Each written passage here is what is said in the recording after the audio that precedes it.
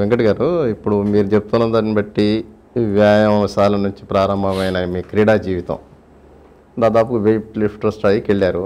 ఆ తర్వాత మీరు ఈ జూడో వైపు ఎలా వెళ్ళారు? ఇప్పుడు జూడో అసోసియేషన్ ఫెడరేషన్కి జాతీయ ప్రధాన కార్యదర్శిగా ఉన్నారు. సింపుల్ అండి. నేను ఎప్పుడైతే ఈ స్టేట్ ఛాంపియన్ స్టేట్లో మెడల్ కొట్టానో నాకు గవర్నమెంట్ ఆఫ్ ఇండియాలో జాబ్ వచ్చింది. Central government postal and telegraphs and ఎంప్లాయీగా జాయిన్ అయిన తర్వాత వాళ్ళకి 5 సంవత్సరాల అగ్రిమెంట్. ఈ క్రీడా సర్టిఫికెట్ల మీద మీకు జాబ్ కూడా వచ్చిందా? ఎస్. అంటే మీరు కెరీర్ ఎలా మళ్ళారు మరి దీని వైపు? ఇదే మీకు ఇందా చెప్పాను కదా, నేను ఎప్పుడైతే ఆ ఇయర్ నాకు స్టేట్లో మెడల్ రాలేదు, ఈ ఇయర్ నేషనల్ మెడల్ వచ్చి ఏపీ గోల్డ్ మెడల్ తర్వాత నా ఫస్ట్ నేషనల్ దావణగిరి నేషనల్స్ వెళ్ళి మాకు స్పోర్ట్స్ కోట కూడా వెయిట్ లిఫ్టింగ్లోనే. ఎస్. ఇంకా నేను వేరే గేమ్ ఏం చేయాల. I'm 100% weight lifter. ఈ వెయిట్ లిఫ్టింగ్లో భాగంగానే అమితమైన కండలు వచ్చి ఎప్పుడైనా బాడీ బిల్డింగ్కి పనికొచ్చేవి, అంతేగాని ప్రత్యేకంగా బాడీ బిల్డింగ్ నేను ఎప్పుడు చేయాల. అలాగే పవర్ లిఫ్టింగ్ అని ఉంటుంది. ఈ వెయిట్ లిఫ్టింగ్కి అసిస్టెంట్ ఎక్సర్సైజులు అన్నీ కలిపితే దాన్ని పవర్ లిఫ్టింగ్ అంటారు. ఆ పవర్ లిఫ్టింగ్ కూడా నేను మా పోస్టల్ ఇండియాలో మెడల్ కొట్టేవాడు. అంటే ఈ వీటన్నిటి శ్రమ ఫలితం అనుకోండి, ఈ మెడల్స్ ఫలితంగా మీకు టెలిగ్రాఫ్స్లో జాబ్ వచ్చింది. పోస్టల్ డిపార్ట్మెంట్ ఇక్కడే. అప్పుడు డాక్టర్ బ్రహ్మానందం గారు IPS, is a post master general. వారు ఈ పేపర్లో చూసి మమ్మల్ని పిలిపించారు. పిలిచి మరీ ఉద్యోగం ఇచ్చారు. ఎస్. ఇచ్చి నేషనల్ సర్టిఫికేట్ ఉందండి అన్న. అప్పుడు ఆయన జాబ్ ఇచ్చారు. జాబ్ ఇచ్చి విజయవాడ బందర్ రోడ్లో నాకు క్వార్టర్స్ ఇచ్చారు. బందర్ రోడ్లో నాకు స్టేడియం ప్రాక్టీస్. ఇంకొక మధ్యలో మాట చెప్పాలి, మా గురువు గారు అప్పారావు గారి దగ్గర నుంచి ఇంకా ఆ జిమ్కి నేనే పెద్ద పహిల్వాన్ అనమాట. అయిపోయారు మీరు.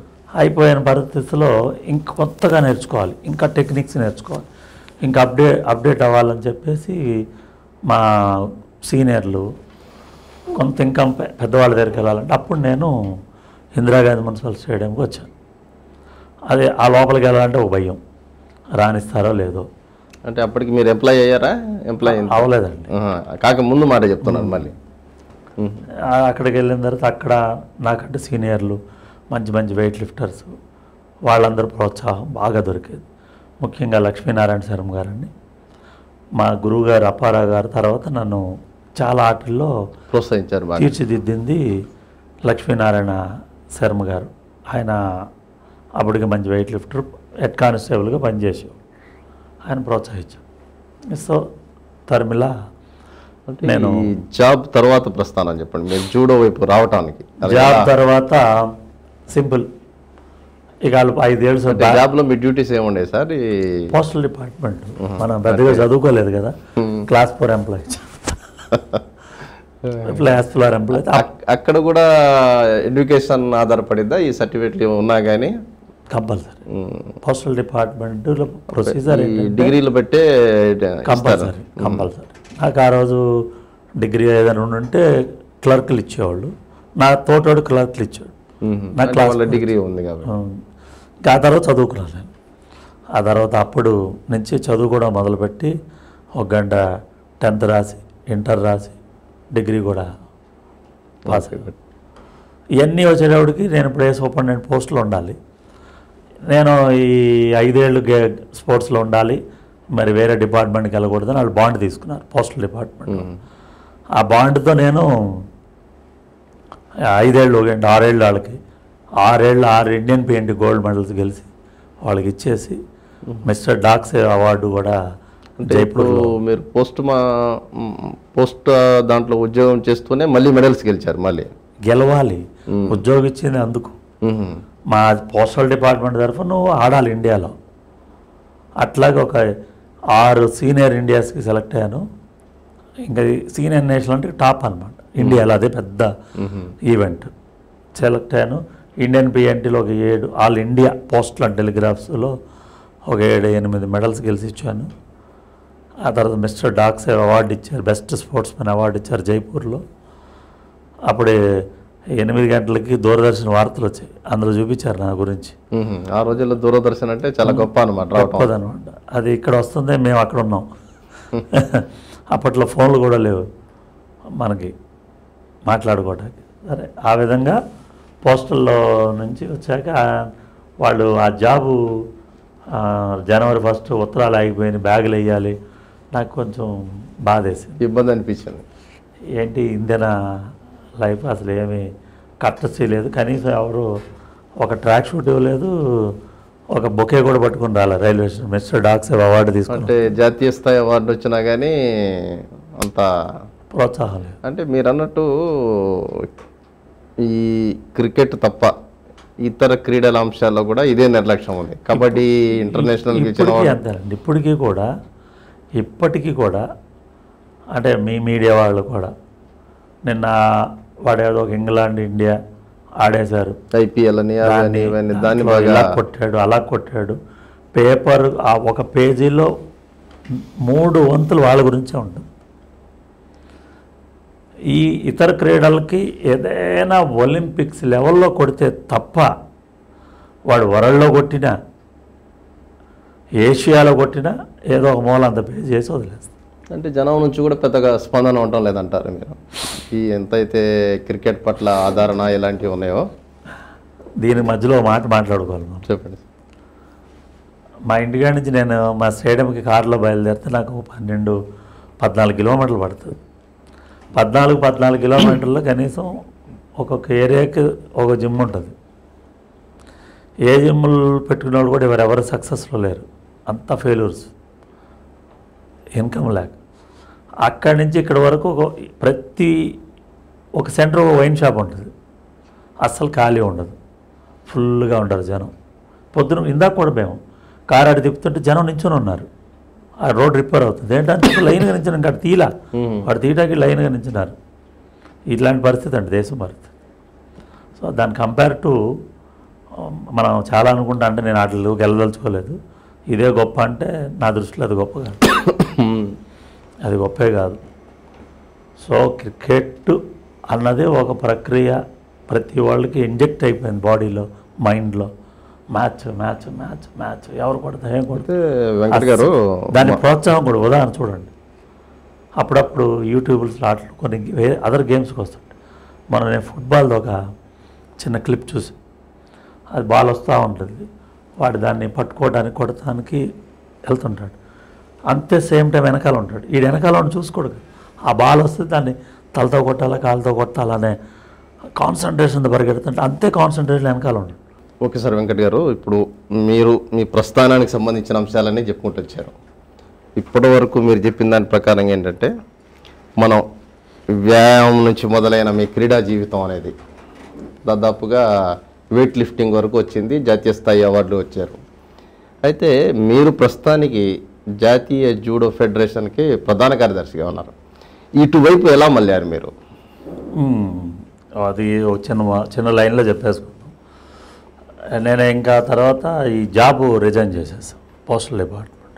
నేను హర్ట్ అయ్యాను, రిజైన్ చేసి ఏదో ఒకటి చేయాలి అనేటువంటి సంకల్పంతో ఈ వెయిట్ లిఫ్టింగ్ కోసం నేను సొంతంగా వీర హనుమాన్ వ్యాయామ కేంద్రాన్ని నాకున్నంతలో ఒక సెంటర్ స్థాపించి అప్పుడు ఈ లక్ష్మీనారాయణ శర్మ గారు వెయిట్ లిఫ్టింగ్ సెక్రటరీ ఆయన. నేను ఇంకా అప్పుడు కోచ్ అవతారం, స్టూడెంట్గా ప్లేయర్గా మానేసి కోచ్ అవతారం ఎత్తి ఫస్ట్ నాగార్జున యూనివర్సిటీకి ఉమెన్ కేటగిరీలో ఇండియాలో గోల్డ్ మెడల్ కొట్టించింది నేను, నా స్టూడెంట్. అంటే ఈ వ్యాయామశాల కోచ్ కన్నా లేకపోతే వెయిట్ లిఫ్టింగ్ అండి. అంటే వ్యాయామశాల దానికి ఒక పేరు, దాన్ని ఆ రోజుల్లో క్లబ్ అనేవాళ్ళు పెట్టి అలాంటి సర్వీస్ చేస్తున్నానేమో. Krishna district weight lifting association బాధ్యత నాకు ఇచ్చారు, సెక్రటరీ జిల్లాకి. అవి ఆ రోజుల్లో 50 రాష్ట్ర పోటీలు వచ్చాయి నా హయాంలో. అది ఏమైనా సరే దీనికి ఫౌండేషన్ విజయవాడ, మహామహులు వెయిట్ లిఫ్టర్స్ ఇక్కడే పుట్టారని ఈ జిల్లాలోని చేయాలో నేను పెద్ద పట్టుబట్టి ఆ రోజుల్లో బ్రహ్మాండంగా రాష్ట్ర పోటీలు. అప్పట్లో భోజనాలే ఉండేవి. మేము కృష్ణా జిల్లాలో ఒక కొత్త విధానం ఉండేది, భోజనాలు పెట్టి 100 మందికి సన్మానాలు చేసి బ్రహ్మాండంగా వెయిట్ లిఫ్టింగ్ ఛాంపియన్షిప్ చేశాం. అది చేశాక మా దాంట్లో ఉన్న కొంతమంది, వాళ్ళ పేర్లు ప్రస్తావన చేయడం ఈరోజు నాకు ఇష్టం లేదు, ఈ ఈ రాజకీయాల కంటే దరిద్రమైన రాజకీయాలు ఈ క్రీడల్లో ఉంటాయి. ఈ దరిద్రం అంతా వాళ్ళు కూడగట్టుకొని నేనేదో అయిపోతుంది, నేనేదో చేస్తాను, నాకు ఇప్పటికీ తపన అనమాట. ఏదో రాముడు కొడతా బచ్చిగా చెయ్యాలి అని తపన ఉంటుంది. ఆ తపనతో నేను వెళ్తుంటే వాళ్ళు దాన్ని ఇంకొక రకంగా మలుచుకొని నన్ను అబాస్పాలు చేశారు. ఈ వెయిట్ లిఫ్టింగ్ అసోసియేషన్ కదా అసలు గేమే వద్దు బయటకు పోయేటట్టు చేశారు. అంత దుర్మార్గంగా బిహేవ్ చేశారు. సో అక్కడి నుంచి బయటకు వచ్చేసి ఏదో నాకున్న చిన్న మళ్ళీ మొదలు జీవితం. అంటే మళ్ళీ ఒక కొత్త కెరీర్ స్టార్ట్ చేశారు. అంటే ఎక్కడైతే మీకు ఇలాంటి ఇబ్బందికరమైన పరిస్థితి ఏర్పడిందో ఆ వెయిట్ లిఫ్టింగ్ అసోసియేషన్ నుంచి కూడా పూర్తిగా బయటకు వచ్చేసారు. వెయిట్ లిఫ్టింగ్ వదిలేసాం, ఉద్యోగం వదిలేసాం. మళ్ళీ బయటకు వచ్చి చూసుకుంటే 1500 రూపాయలు బ్యాంక్ బ్యాలెన్స్. మళ్ళీ స్టార్ట్, మళ్ళీ గ్రౌండ్ టు స్టార్ట్. అప్పట్లో ఇంకా చిన్న బిజినెస్లు అవి ఇవి చేస్తూ నేను ఒక డెవలప్మెంట్ అనే వాటిలో అందరితో బాగా కలివిడిగా ఉంటాం. ఇతను చేయగలిగే సమర్థత ఉంది అని జూడో అసోసియేషన్ వాళ్ళు నన్ను కలిశారు. అప్పటి ఎగ్జిస్టింగ్ జూడో జిల్లా అసోసియేషన్ కలిసి మా గేమ్లోకి రండి, మా గేమ్ డెవలప్ చేయండి, ఇది బాగుంటుందంటే అప్పుడు నేను ఇది చూడటానికి హైదరాబాద్ వెళ్తే అక్కడ ఈ గేము దీని యొక్క పద్ధతులు ఆల్మోస్ట్ అంటే వెయిట్ లిఫ్టింగ్కి జూడోకి పెద్ద తేడా ఉండదు. అది వెయిట్ కేటగిరీ, ఇది వెయిట్ కేటగిరీ, అది ఒలింపిక్ గేమ్, ఇది ఒలింపిక్ గేమ్, అది ఇండోర్, ఇది ఇండోర్, అది పర్సన్ టు పర్సన్, ఇది వెయిట్ టు పర్సన్. ఆల్మోస్ట్ ఒకే గోటి పక్షులుగా నాకు నచ్చి అప్పుడు జిల్లా బాధ్యతలు తీసుకున్నాను. ఈ కృష్ణా జిల్లా జూడో అసోసియేషన్ మొట్టమొదటిగా అధ్యక్షుడిగా నన్ను నియమించారు. అంటే అప్పటికి జూడో ప్రవేశం లేదు మీకు? ఏం లేదండి, ఇప్పటికీ లేదు. స్టిల్ ఇప్పటికీ నేనేం జూడో ప్లేయర్ని కాదు, జూడో ఆర్గనైజర్. అంటే జూడో డెవలప్ చేసేవాళ్ళు వేరండి. కోచెస్ ఉంటారు, కోచెస్ జూడో కోచింగ్ ఇస్తారు. టెక్నీషియన్స్ ఈ జూడోని ఏ విధంగా ఆర్గనైజ్ చేయాలో వాళ్ళు చూస్తారు. కానీ ఓవరాల్గా వీళ్ళందరూ నడిపించే సెక్రటరీ. మొత్తం ఆర్గనైజేషన్స్ బాధ్యత అంతా సెక్రటరీ దగ్గర. కానీ ఏ సెక్షన్ ఆ సెక్షన్ వాళ్ళు నిష్ణాతులు ఉంటారు ఇందులో. ఇప్పుడు ఈ గేమ్స్ అన్నీ కూడా affiliated to the government of India. ఏదో మనం సొంతంగా పెట్టుకునే సంఘాలు కాదండి. దానికి ఒక పెద్ద విధి విధానాలు, దానికి ఒక నామ్స్, దాని యొక్క జస్ట్ లైక్ ఎలా ఉంటుందంటే ఫెడరేషన్ అంటే వాళ్ళు కమాండింగ్ ఏషియన్ యూనియన్ వాళ్ళు ఇండియాకి గుర్తింపిస్తారు. ఆ ఏషియన్ యూనియన్ వాళ్ళు ఒలింపిక్స్తో వరల్డ్ జూడోతో మమేకమై ఉంటారు. వరల్డ్ జూడో ఏమైతే కొత్త విధానాలు అనుసరిస్తుందో దాన్ని వాళ్ళు అనుసరిస్తూ వాళ్ళు ఇండియాకి ఇస్తారు, ఇండియా వాళ్ళు స్టేట్కి ఇస్తారు, స్టేట్ వాళ్ళు డిస్ట్రిక్ట్కి ఇస్తారు. టోటల్ ప్రక్రియ అంతా కూడా దీనికి ఒక పెద్ద పటియాలా లాంటి గవర్నమెంట్ ఆఫ్ ఇండియాలో ఒక ట్రైన్ సెంటరు, ఒక డిప్లొమా సెంటరు, దీనికి ఒక ఎడ్యుకేషన్ సెంటరు, గ్వాలియర్ లాంటి సిటీలో ఈ లక్ష్మీబాయి దేశ్ముఖ్ ఫిజికల్ ఎడ్యుకేషన్ కాలేజీలో దీనికి ఒక సెంటరు. ఇది సైంటిఫిక్గా ఏదో వేగ్గా ఉండదు. వేగ్గా ఉంటే ఒలింపిక్ తీసుకోదు. ఒలింపిక్లో ఈ గేమ్ ఉంది అంటే దానికి ప్రపంచ స్థాయి ఉందని. దాదాపు 118 దేశాలు జూడో ఆడతారు. అది ఇంటర్నేషనల్ జూడో అసోసియేషన్కి అనుబంధంగా ఉంటాయా? ఆడతారు. ప్లస్ ఈ నార్త్లో జూడోకి మంచి క్రేజ్ ఉంది. అంటే ఇప్పుడు ఇన్ని గేముల్లో అర్జున అవార్డీసు, ద్రోణాచార్యసు జూడోలో ఉన్నారంటే అది గవర్నమెంట్ ఆఫ్ ఇండియా ఇచ్చే అవార్డు. సార్ వెంకట్ గారు, ఒక చిన్న విషయం ఇక్కడ, మీరు ఎక్కడైతే అవమానాలు ఎదుర్కొన్నారో, ఎక్కడైతే మనగలలేని పరిస్థితి ఏర్పడిందో, మీరు అన్నట్టు ఏదో వెయిట్ లిఫ్టింగ్ అసోసియేషన్, ఆ తర్వాత బయటకు వచ్చారు, మీరు జూడో అసోసియేషన్ జిల్లా అధ్యక్షుడిగా ఎన్నికారు. అక్కడి నుంచి జాతీయ ప్రధాన కార్యదర్శిగా ఎలా అయ్యారు? సింపుల్ అండి. ఇప్పుడు నేను కృష్ణా జిల్లా అధ్యక్షుడిగానే ఉంటూనే నేను జాతీయ పోటీలు విజయవాడ 2005 జనవరి 7లో జాతీయ స్థాయి పోటీలు నేను విజయవాడ ప్రాతినిధ్యం ఇచ్చారు మీరు జిల్లా జూడో అసోసియేషన్. తీసుకొచ్చి ఆ రోజుల్లో 17.5 లక్షలు ఖర్చు పెట్టి బ్రహ్మాండంగా సెంట్రల్ మినిస్టర్స్ చిరంజీవి గారు బ్రదరు 5 రోజులు అప్పటి కలెక్టర్ గారు అంతర్ ప్రోత్సాహంతో బ్రహ్మాండమైన టోర్నమెంట్ చేసి మా స్టామినా ఏంటి, మాకు ఎంత కెపాసిటీ ఉందన్నది ప్రూవ్ చేసుకున్నాం. అంటే బాగా కసిగా పనిచేశారనమాట. Yes. అక్కడ ఏదైతే మైనస్లు ఉన్నాయో వాటన్నిటిని ఓవర్కమ్ చేస్తారు. ఎగ్జాక్ట్లీ అండి. మా కృష్ణా జిల్లాలో జూడోనే లేదు. నేను ఇందిరాగాంధీ స్టేడియంలో మాకు ఒక ఆఫీసు గవర్నమెంట్తో ఫైట్ చేసి తెచ్చుకొని అక్కడ ఒక సెంటర్ స్టార్ట్ చేసి ఎక్కడో హైదరాబాద్ నుంచి ఒక జూడో ప్లేయర్ని తెచ్చుకొని ఇక్కడ పెట్టుకొని వాడికి జీతభత్యాలు ఇస్తూ ఎంత నా ఎక్స్పెన్స్, నేను ఎక్కడో పని చేసుకో డబ్బులు సంపాదించి ఇదొక పిచ్చి అనమాట. తెచ్చి ఈ జూడో ట్రైన్ చేస్తూ మ్యాట్లు తెచ్చుకొని హాల్ కట్టుకొని. ఆ పిచ్చి జిల్లాలో ఎంతమంది కట్టించారు, దేశం మొత్తం ఎంతమంది కట్టించారు మీరు? ఈరోజు మా ఒక్క కృష్ణా జిల్లా నుంచి దాదాపు ఒక 40-50 మంది జాతీయ స్థాయిలో ఆడారు జూడోకి సంబంధించి. Only judo.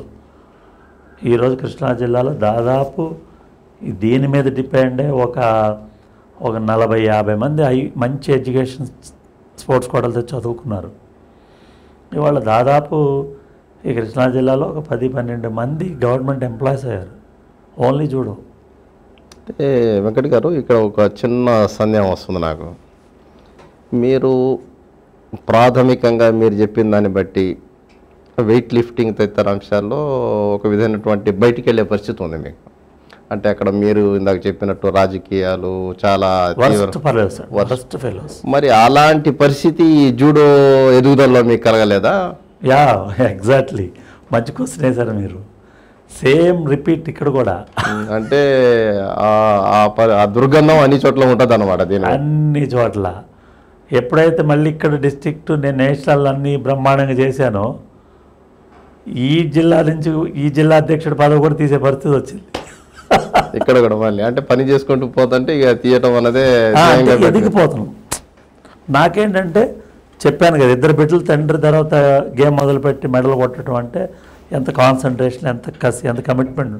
ఆ కమిట్మెంట్ నాకు అప్పుడు ఆ వెయిట్ లిఫ్టింగ్లో జరిగిన అనుభవాల్ని ఇక్కడ జాగ్రత్త పడ్డాను. నేను ఇక్కడ జాగ్రత్త పడి నన్ను ఎక్కడా కూడా ఎవరు టచ్ చేయకుండా నేను అంటే కదిలించలేని పరిస్థితిని మీరు ఏర్పాటు చేసుకుంటూ వెళ్ళిపోయాను. ఆ తర్వాత 2014 ఆంధ్రప్రదేశ్ బైబరిగేషన్లో అప్పటి వరకు ఏపీ వైస్ ప్రెసిడెంట్గా ఉంటూ ఉండేవాడు, ఏది కమాండ్ స్టేట్లో. ఎప్పుడైతే బైబరిగేషన్ జరిగింది వరంగల్లో, ఈ ఒక 2 రాష్ట్రాలు విడిపోయి 2 రాష్ట్రాలు సంఘాలు ఏర్పడేటప్పుడు నేను రాష్ట్ర అధ్యక్షుడిగా ఎన్నుకోవడం నన్ను జరిగింది ఈ రాష్ట్రానికి. ఇంకా అంతటితో మళ్ళీ వెనక్కి తిరగకుండా గవర్నమెంట్తో ఫైట్ చేసి దాదాపు స్పోర్ట్స్ అథారిటీ ఆఫ్ ఆంధ్రప్రదేశ్ వాళ్ళు ఈ జూడో గురించి చెప్తూ ఎప్పుడైనా కానీ ఎలాగైనా కానీ దాదాపు ఒక 2.5-3 కోట్ల రూపాయలు బడ్జెట్ ఎలొకేషన్ కూడా చేపించుకొని, మ్యాట్స్ కొనిపించుకొని, సెంటర్స్ కొనిపించుకొని. జూడో కోచ్ లేరు ఏపీలో, ఒకే ఒక ఎన్ఐఎస్ కోచ్ ఉంటే అట్లాంటి ఒక 10 మందిని ఎన్ఐఎస్లు చేయించి ఆంధ్రప్రదేశ్ నుంచి ఇక ఆ స్పీడ్, ఆ వర్క్ ప్రతి నేషనల్స్కి ముందు స్టేట్లు కండక్ట్ చేస్తూ పిల్లలకి 3 రోజులు ఉచితంగా భోజనాలు, వాళ్ళకి కావాల్సిన సదుపాయాలు, మంచి ఆడిటోరియంస్, మంచి మెడల్స్, మంచి సర్టిఫికేట్. నేను ఒరిజినల్ క్రీడాకారుణ్ణి. నాకు ఆ రోజున ఏం దక్కలేదో ఈరోజు నా జనరేషన్లో జరిగే ఎవరికి ఆ ఒక ఇబ్బందులు ఎక్కడ తగలకుండా అంత కసిగా పనిచేశాను. అలాంటి ఒడిదుగులు చాలా వచ్చినాయి. అవేవి నన్ను టచ్ చేయకుండా నేను వర్కే చూపించా. ఈయన పోతే అది ఎవరు చేస్తారండి అనే ప్రక్రియను నేను తీసుకొచ్చి, అంటే వీటన్నిటి కూడా ఏంటంటే మీరు రిజల్ట్ ద్వారా సమాధానం ఇచ్చారు. S and S, do work. ఎంతమందిని నేషనల్ చేయించాను, ఎంతమందికి జాబులు ఇవాళ స్పోర్ట్స్ కోటాలో వచ్చేటట్టు చేసాం. ఇవాళ కూడా సచివాలయం పోస్టుల్లో దాదాపు 70 మందికి ఓన్లీ జూడో సర్టిఫికేట్ ద్వారా జాబ్స్ వచ్చినాయి, మెడికల్ సీట్స్ వచ్చినాయి. ఎస్, ఈరోజు ఇండియాలో క్యాడిట్ అంటే జూనియర్ స్థాయిలో ఇండియాలో ఇవాళ సిల్వర్ పొజిషన్కి వెళ్ళిపోయింది ఆంధ్రప్రదేశ్. అంత స్పీడప్ అన్నమాట. అలాగే దాదాపు 4 జాతీయ స్థాయి పోటీలు కండక్ట్ చేశాను నేను ఏపీలో. ఆ తర్వాత judo federation of India elections జరిగినాయి ఇండియా. దాంట్లో ఫస్ట్ టైం నేను ఇండియా జాయింట్ సెక్రటరీగా కంటెస్ట్ చేశాను, గెలిచాం. సో గల్లీ టు ఢిల్లీ అని ఇప్పుడు ఇండియా జాయింట్ సెక్రటరీగా జరుగుతున్న తరుణంలో ఇప్పుడున్న ఎగ్జిస్టింగ్ సెక్రటరీ మీద కొన్ని ఎలిగేషన్స్ వచ్చి అవన్నీ కొన్ని దాదాపు ప్రూవ్ అయ్యే పరిస్థితి, వాటిని విత్ ఎవిడెన్స్తో నిన్న ఫిబ్రవరి 28 మా ఒక executive committee of federation of India మీటింగ్లో ఆ ఎలిగేషన్స్ అతని మీద చూపించి అతన్ని సస్పెండ్ చేస్తూ నేను యాజ్ ఎ జాయింట్ సెక్రటరీని మిమ్మల్ని ప్రమోట్ చేశారు, నన్ను జనరల్ సెక్రటరీగా ప్రమోట్ చేశారు. సార్ వెంకట్ గారు, ఇప్పుడు జాతీయ ఫెడరేషన్ ప్రధాన కార్యదర్శిగా ఎస్ జూడో క్రీడను ముందుకు తీసుకెళ్లే క్రమంలో మీరు ఎటువంటి నిర్ణయాలు తీసుకోబోతున్నారు, మీ ప్రణాళిక ఏంటి అసలు దీని గురించి? ఇది ఈ క్వశ్చన్ కోసమే నేను కూర్చున్నా. ఇప్పుడు అంటే ఈ 16 సంవత్సరాలు ఈ జూడో ప్రస్థానం నాది. 2005లో జూడోలోకి వచ్చాను, 2021 అంటే 16 ఏళ్ళు అయింది. బై గాడ్ గ్రేస్ వచ్చిన ప్రతి అవకాశాన్ని పని చేసుకుంటూ పోయాం.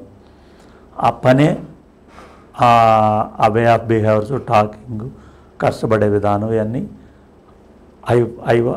హైకమాండ్ వాళ్ళు కూడా గుర్తించారు. ఈ 1 ఇయర్ బాధ్యత ఎవరు సమర్థవంతంగా చేస్తారంటే 6 జాయింట్ సెక్రటరీలు ఉన్నారు. వాళ్ళంతా నాకంటే సీనియర్స్ ఉన్నప్పటికీ కూడా హౌస్ అంతా ఈయన సమర్థుడని నన్ను నియమించడం నా పూర్వజన్మ సుకృతంగా భావిస్తున్నాను. దాన్ని కూడా ఈ 1 ఇయర్ నాకు చాలు. ఈ 1 ఇయర్లో డిఫరెంట్ ప్రోగ్రామ్స్ ప్లాన్ చేస్తున్నాం. కొంచెం కరోనా కొంచెం ఇబ్బంది పెడుతుంది, కరోనా కొంచెం అవాయిడ్ అయితే బ్రహ్మాండమైన ప్రోగ్రామ్స్ స్టార్ట్ చేస్తున్నాం. ఫస్ట్ ఉదాహరణకి ఇప్పుడు ఆఫ్టర్ కరోనా తర్వాత ఫస్ట్ స్టేట్ ఛాంపియన్షిప్ నేనే విజయవాడలో చేయాలనుకుంటున్నాను. అట్లాగే ఇప్పుడు నెక్స్ట్ జనరల్ బాడీ మీటింగ్ జరుగుతుంది. దాంట్లో మాకు ఎలా ఉంటుందంటే ఒక sub junior, cadet, junior, senior ఈ ఫెడరేషన్ అండర్లో జరిగేవి 4 టోర్నమెంట్స్ మేమే చేయాలి. సబ్ జూనియర్ నేషనల్స్ ఒక దగ్గర, cadet nationals, junior nationals, senior ఇవి మా జనరల్ బాడీలు అలాట్ చేస్తారు. అంటే అడుగుతారు 29 రాష్ట్రాలు నాకు ఇవ్వండి. ఎవరు బెటర్గా ఆర్గనైజ్ చేస్తారో వాళ్ళు గమనించి వాళ్ళకి అలాట్మెంట్ ఇస్తారు. అవసరమైతే ఒకసారి పోటీ పడితే ఓటింగ్ కూడా పెడతారు. అలా అలాట్మెంట్ జరుగుతుంది, నిర్వహణపరమైనటువంటి అవకాశం కోసం ఇస్తారు.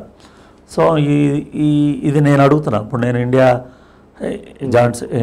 జనరల్ సెక్రటరీగా ఉన్నందుకు ఆ ఫస్ట్ నేషనల్స్ మేమే చేస్తాం. మాకు ఏపీలో విజయవాడ కానీ ఆంధ్రప్రదేశ్ కానీ త్వరలో నేషనల్స్ చూడబోతుంది అన్నమాట. ప్రస్తుతానికి ఏదైతే జూడో జాతీయ ఫెడరేషన్ ప్రధాన కార్యదర్శిగా మీరున్నారు, జూడోకి సంబంధించిన పరిజ్ఞానం దేశవ్యాప్తంగా సామాన్య జనంలో చాలా తక్కువ ఉంది. అవునండి. దాదాపుగా కరాటే ఎంతైతే అంటే బ్రూస్లీ ద్వారా కానీ ఇతరతరాల ద్వారా కానీ సినిమాల ద్వారా కానీ అసలు జూడో అంటే ఏంటి, ఈ జూడో పుట్టుక ఏంటి, అసలు జూడో ఆత్మరక్షణకు ఏ విధమైనటువంటి సాధనంగా ఉంటుంది, అసలు జూడో క్రీడకు సంబంధించిన అసలు ప్రాథమిక అవగాహన ఏంటి? సింపుల్ అండి. ఇప్పుడు జూడో అంటే మీరు అన్నది కరెక్టు. చాలామందికి కరాటే అంటే అందరికీ తెలుసు, వెయిట్ లిఫ్టింగ్ అంటే ఈజీగా తెలుసు, బాక్సింగ్ అన్నా తెలుసు, అలాగే రన్నింగ్, స్విమ్మింగ్, షటిల్ చాలా పాపులర్. అంటే జూడో అంటే సాధారణంగా అవగాహన ఉండదు. అవగాహన లేకపోవడానికి సౌత్లో అంటే ఇప్పుడు తెలంగాణలో బ్రహ్మాండంగా ఉంది, ఆంధ్రాలో మనం ఈరోజు బెస్ట్ 10లో ఉన్నాం. సరే అది పక్కన పెడితే జూడో పుట్టక జపాన్ అండి. అంటే ఈ క్రీడ మొత్తం జపాన్లో పుట్టింది. దీని మదరు జపాన్. ఆయన జుగారా ఖాన్ దీని యొక్క ఫౌండర్, సృష్టికర్త అన్నమాట. జూడో సృష్టికర్త జుగారా ఖాన్. ఆయన దీన్ని ఈ జూడోని సృష్టించారు. ఇది మదర్ ఆఫ్ ది జపాన్లో పుట్టిన గేమ్ ఇది. దీన్ని రవీంద్రనాథ్ ఠాగూర్ గారు ఇండియాకి ఇంట్రొడ్యూస్ చేశారు. అంటే ఎవరు మన ఈ గీతకర్త అదే మన జాతీయ గీతం సృష్టికర్త. వారు అసలు ఈ జపాన్ నుంచి దీన్ని భారతదేశాన్ని తెచ్చి ఇంట్రొడ్యూస్ చేశారు. అంటే ఆయన మహాకవి కదా, ఆయనకు అసలు ఈ జూడోకి సంబంధం ఏంటి? కళల్లో అనేకం. ఇప్పుడు మేము ఎంతసేపు అకాడమీ పెడితే అందులో జూడోని వెయిట్ లిఫ్టింగే కాదు, కొంత డాన్సర్స్కి, కొంత భరతనాట్యానికి ఇలాంటి ప్రోగ్రామ్స్ కూడా మేము కొంత ప్లాట్ఫామ్ వస్తాయి. ఇవన్నీ కళలు కదా, క్రీడలు కళలు, అందులో భాగంగా. సరే, అంత డెప్త్ అయితే నాకు తెలియదు. మాకున్న హిస్టరీలో వారు ఈ భారతదేశం అంటే విశ్వకవి రవీంద్రనాథ్ ఠాగూర్ జూడోని భారతదేశానికి పరిచయం చేశారు. ఎస్ ఆయన మొదటి వ్యక్తి అనమాట. అంటే తన సహజమైన కవిత్వానికి భిన్నంగా అసలు ఈ ఆర్ట్కి భిన్నంగా ఈ ఆర్ట్ని పరిచయం చేశారు. అంటే మంచి ఆసక్తిగా ఉంది సార్ ఇది ఈ సబ్జెక్టు. అయితే మొత్తం మీద జూడో మన దేశానికి రావడానికి ప్రధాన కారణం విశ్వకవి రవీంద్రనాథ్ ఠాగూర్ అనమాట. అవునండి. అంచేత వారు నేపథ్యంలోనే ఈ జూడో మొదలు ప్రస్తావన జరుగుతూ దాదాపు 60-70 ఏళ్ళు గడిచిపోయింది. నార్త్లో చాలా ప్రాముఖ్యత ఉంది, ముఖ్యంగా ఈశాన్య రాష్ట్రాల్లో అస్సాము, మణిపూర్ అయితే టాప్లో ఉంటుంది. ఇంఫాల్ స్టిల్ ఇప్పటికీ కూడా అస్సాము, మణిపూరు, హర్యానా, పంజాబు, సౌత్లోకి వచ్చేటప్పటికి కర్ణాటక, కేరళ చాలా స్ట్రాంగ్గా ఉంది. జూడోకుని కరాటేకి ఏంటి సార్ అది డిఫరెన్స్? కరాటే అనేది ఒక ఆత్మరక్షణకు సంబంధించి అని ఒక చెప్తూ ఉంటారు. జూడోకి వచ్చేటప్పటికి ఎక్కడ మ్యాన్ హ్యాండ్లింగ్ ఉండదు. అంటే మనిషిని కొట్టడము, ముట్టుకోకుండా, మనిషికి మనిషి తగలకుండా ఆత్మరక్షణ చేసుకోవటం అనేది. ఎస్ అండి, చాలా గొప్ప టెక్నికల్ గేమ్ అండి. ఎంత నేపథ్యం ఉంటేనే ఒలింపిక్ గుర్తిస్తుంది అన్నది మీరు ఇంకా అండర్లైన్ చేసుకోవచ్చు. ఒక డ్రెస్తో వాడికి అపోనెంట్ దగ్గర ఉన్న డ్రెస్ పట్టుకొని ఆ డ్రెస్ తోటే ఫైట్ చేయాలి. ఆ డ్రెస్ తోటే అతను త్రో చేయాలి. ఆ డ్రెస్ తోటే అతన్ని కింద పడేయాలి. ఆ డ్రెస్ తోటే అతన్ని ఒక్కోసారి హ్యాండిల్ని కూడా చేతిని తిప్పి లాక్ చేస్తారు. అంటే విరిచేయరు, లాక్ చేస్తారు. ఇంక నెక్స్ట్ ఇరిగిపోతుంది. ఇరిగిపోతున్నప్పుడు ఏం చేస్తాడంటే అవతలోడు మ్యాట్ అంటారు అనమాట, మ్యాట్ కొట్టేస్తాడు. అంటే నేను అయిపోయినాను.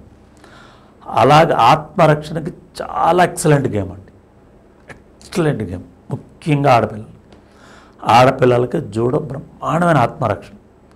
ఎలాంటి వాళ్ళైనా అటు షర్ట్ పట్టుకుంటే చాలు. అంటే పట్టుకునే గేమే డ్రెస్తో కదా. మరి ఆవిడ మీదకి మ్యాన్ హ్యాండ్లింగ్ చేయడానికి వెళ్ళిన ప్రతి వాడికి బట్టలు లేనుకోండి వెళ్ళగా ఏదో డ్రెస్, ఆ డ్రెస్ దొరికితే చాలా ఆయన్ని ఆ డ్రెస్ తోటే మెల్కేసి ఆడుకోవచ్చు అనమాట. మామూలుగా కాదు, నేలగేసి పడేస్తుంది.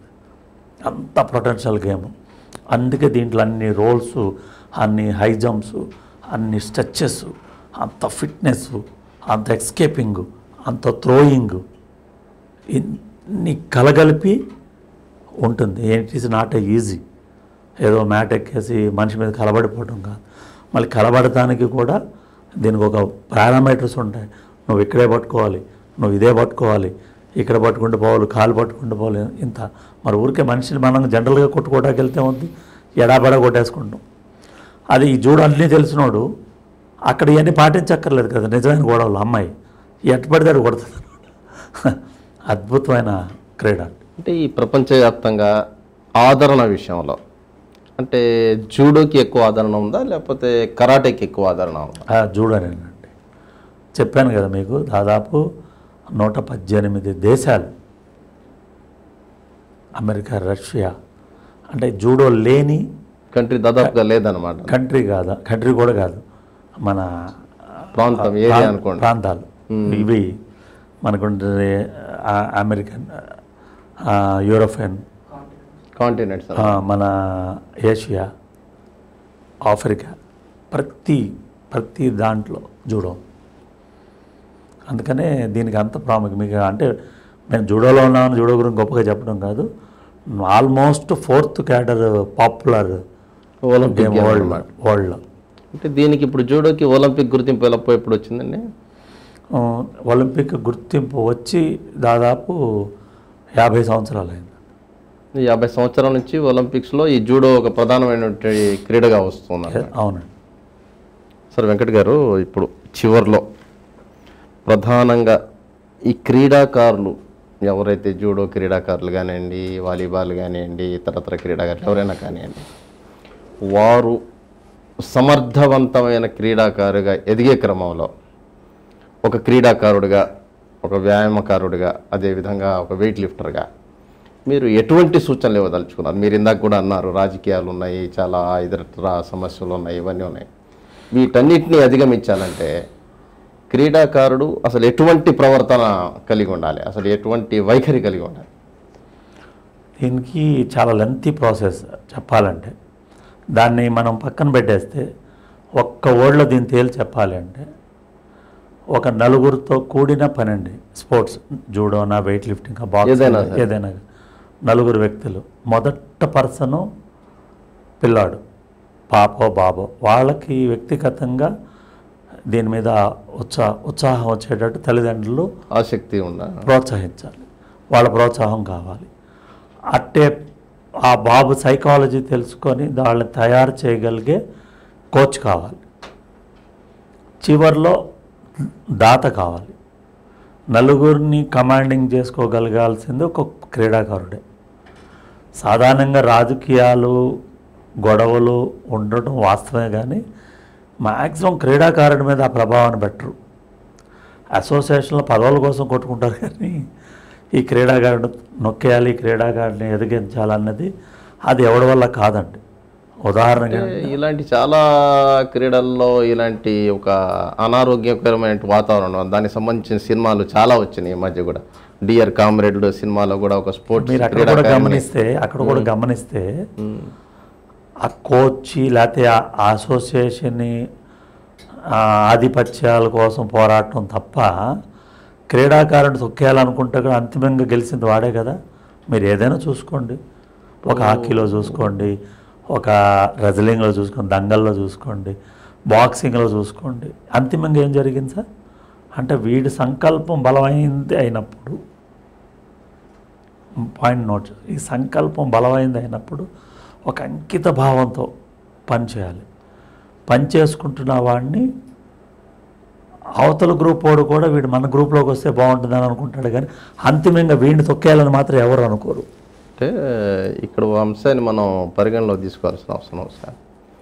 వీళ్ళు ఎదిగే క్రమంలో, ప్రత్యేకించి మహిళా క్రీడాకారులు ఎదిగే క్రమంలో సెక్షువల్ హెరాస్మెంట్కి గురవుతారనేది ఒక బాగా ప్రచారంలో ఉంది. దానికి సంబంధించిన సినిమాలు కూడా చాలా వచ్చినాయి. మహిళా క్రీడాకారులని బాగా వేధిస్తారు, అదే అన్ని విధాలుగా వాళ్ళని చేస్తారు. ఇప్పుడు క్రీడాకారుడిగా ఎదిగే క్రమంలో ఈ క్యారెక్టర్ పరమైనటువంటి మూల్యం చెల్లించుకోవాల్సిన తప్పనిసరి పరిస్థితులు ఉన్నాయా క్రీడా రంగంలో? నిజానికైతే లేవండి. కాకపోతే ఈ యొక్క పాలిటిక్స్ ప్లే చేయటంలో వాళ్ళని ఈరోజు వీడిని ఏదైనా నిర్యోగపరచాలి, వీడిని డ్యామేజ్ చేయాలనేటప్పుడు ఇలాంటి ప్రక్రియలు వాడుతుంటారు తప్ప ఎక్కడ ఎవరు కూడా ఏ పాపని ఏ అమ్మాయిని ఎవరు కూడా బలవంతంగా లేకపోతే బ్లాక్మెయిల్ చేసి తీసుకెళ్ళి హెరాస్ చేసే పరిస్థితి ఒక హైర్ అఫీషియల్స్లో అంతగా ఉండదండి. ఈవెన్ దో కోచ్ల్లో కూడా ఇక కొన్ని చిన్న చిట్టుగా సంఘటనలు కామన్. అంటే అట్రాక్ట్ అవటం, మీకు ఆ సినిమాలో అదే వెంకటేష్ గారి సినిమాలో అమ్మాయి చిన్నపిల్ల, ఆయన ఏదో ట్రైనింగ్ చేస్తుంటే ఆయన ఒక ఆశయాలు, ఆయన టాలెంటెడ్ కమిట్మెంట్లు చూసి అమ్మాయి అట్రాక్ట్ అవడం, ఇలాంటి కొన్ని ఏదో యూజువల్గా జరగడానికి అవకాశాలు ఉంటాయి. కానీ పని కట్టుకొని వీళ్ళని తీసుకొచ్చి తయారు చేసేసి వాళ్ళని పాడు చేసేసి మన పబ్బం గడుపుకోవాలనేటువంటి ఆలోచనలు నాకు తెలిసి 90% ఉండవండి. 10% ఈ రాజకీయాలు వాళ్ళ ఆధిపత్యాన్ని చూపించుకోవడానికి వీళ్ళని బలుపశువులుగా వాడుకోవడం తప్ప, నువ్వు ఈ కంప్లైంట్ చెప్పు, వీళ్ళు అన్నాడని చెప్పు, ఇలా చేశాడని చెప్పు, అబాస్పాలు చేయడానికి, వాళ్ళ వ్యక్తిగత సామర్థ్యాన్ని పెరిగేవాడిని డౌన్ చేయడానికి కొంతమంది వాడే ప్రక్రియలు తప్ప అసలు ఒక కోచ్కి ఒక స్టూడెంట్కే ఎక్కువ అనుబంధ సంబంధాలు ఉంటాయి. అసోసియేషన్కి ఏం సంబంధం ఉండదు. మేము అసలు వాళ్ళ జోలికే పోం, వాళ్ళని టచ్ కూడా చేయం. ఎప్పుడు ఆ పాప first coach, committed coach to ఆ డిస్ట్రిక్ట్ సెక్రటరీ, ఆ district secretary to state championship, that's all. అసలు మేము ఎవరో కూడా తెలియని అమ్మాయిలు చాలామంది ఉంటారు. సో ఎంతసేపు కనెక్టివ్ అంతా కూడా కోచ్ అండ్ ప్లేయర్ మధ్యలో జరుగుతుంది తప్ప అసోసియేషన్కి పార్ట్ ఎక్కడ ఉందండి? అర్థమవుతుంది సార్? అసోసియేషన్ పార్ట్ సెలక్షన్ చేయాలి. సెలక్షన్ దగ్గర కూడా ఆ కోచ్, వాళ్ళ మేనేజర్, వాళ్ళకి సెక్రటరీ వచ్చి చూసుకుంటాడు తప్ప ఏమన్నా డైరెక్ట్గా పిలిచి నీకు సెలక్షన్ ఇస్తున్నానన్న ప్రక్రియ ఎక్కడ ఉండదు. నీకు సెలక్షన్ ఇస్తాక నువ్వేం చేస్తావు మాకనే సెక్షన్ కూడా, కాంటాక్టే ఉండవు. కాంటాక్ట్సే ఉండవు. సార్ వెంకట్ గారు, చివరిలో ఒక అంశం. ఇప్పుడు ఒక పర్టికులర్ రంగానికి చెందిన క్రీడాకారుడిగా మీరు వ్యాయామ రంగం అనుకోండి, వెయిట్ లిఫ్టింగ్ రంగం అనుకోండి, సరే జూడో అసోసియేషన్, జూడో ఫెడరేషన్ జాతీయ ప్రధాన కార్యదర్శిగా మీరు ఒక సుదీర్ఘమైనటువంటి క్రీడా జీవితాన్ని క్రమానుగతంగా నడుపుకుంటూ వస్తున్నారు. 3 భాగాలుగా క్రీడాకారుడు, క్రీడా కోచ్, ఇప్పుడు క్రీడా ఆర్గనైజర్గా. అయితే ప్రత్యేకించి దేశ పరిస్థితులు కానీ సామాజిక పరిస్థితులు కానీ ఒక విధమైనటువంటి మేనియాలో ఉన్నాయి క్రీడలు అనగానే. క్రికెటే క్రీడ, క్రికెట్ తప్ప క్రీడ కాదు, ఏది కాదు. క్రికెట్ ప్లేయర్సే ప్లేయర్సు, మిగతా వాళ్ళు కాదు. క్రికెట్ సంపదే సంపద, మిగతా సంపద కాదు. ఇలాంటి ఒక వ్యాపారాత్మకమైనటువంటి పరిస్థితుల నేపథ్యంలో క్రికెట్ కాకుండా ఇతర క్రీడలు ఎలా బతుకుతాయి, వీళ్ళు ఆత్మధైర్యంతో ఎలా ఈ క్రీడా రంగంలో రాగలుగుతారు? దీనికి 2 ప్రశ్నలు 2 సమాధానాలు. ఒకటి, ఇదివరకు మేము చెప్పాను కదా, నేను ఆ పేరు రావాలి, ఈ మెడల్ కూడా, నేను స్టేట్ ఛాంపియన్ అనిపించుకోవాలని వచ్చేవాళ్ళు. ఇప్పుడు పిల్లల్ని అడిగితే నాకేం వస్తుంది ఇందులోకి వస్తే అని అడుగుతున్నారు. అంటే ఇందులో కూడా ఏమైనా బెనిఫిట్ ఉందో చెప్పి వస్తాను అనే పరిస్థితి వచ్చేసింది. ఆ కమిట్మెంట్స్ లేవు.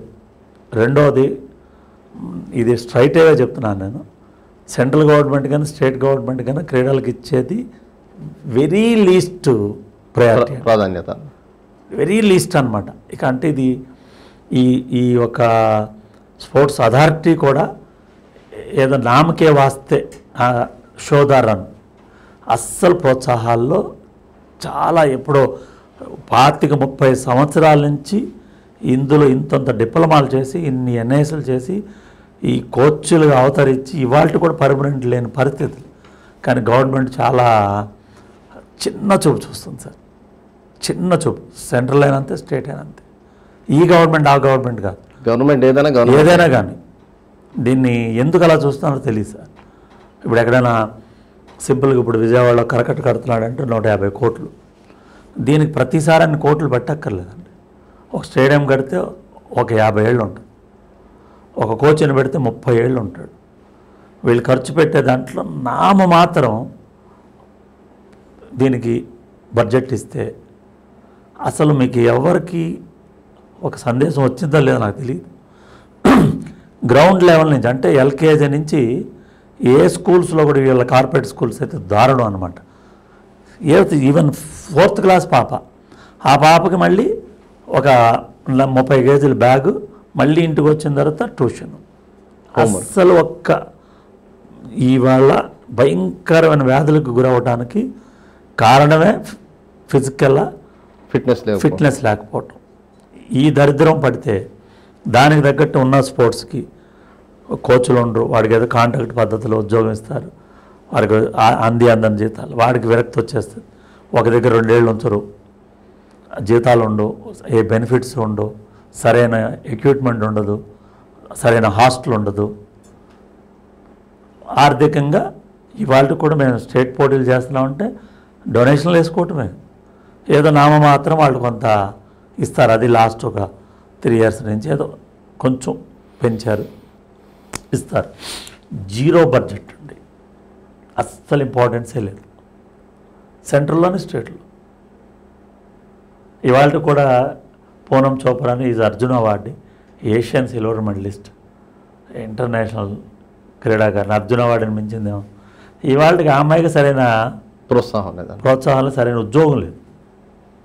ఇది చాలా దారుణమైన పరిస్థితి.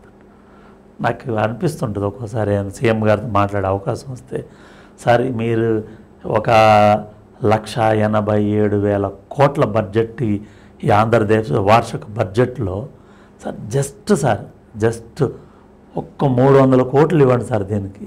కానీ దీని ఇంపార్టెన్స్ అయితే చాలా ఉంటుంది. ఒలింపిక్స్ అని, ఉత్సవాలని, నేషనల్ గేమ్స్ అని, దీనికి ఆ రోజు కనపడే హంగామా.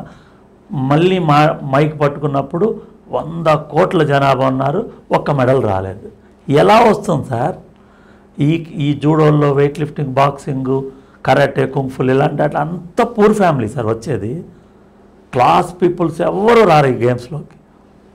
ఎవరైనా క్లాస్ అంటే క్రికెట్ లేదా కొద్దో గొప్ప షటిల్, బ్యాడ్మింటన్. లేదా ఒక లాంగ్ టెన్నిస్, అంతే. ఎవరు రారండి ఇందులో.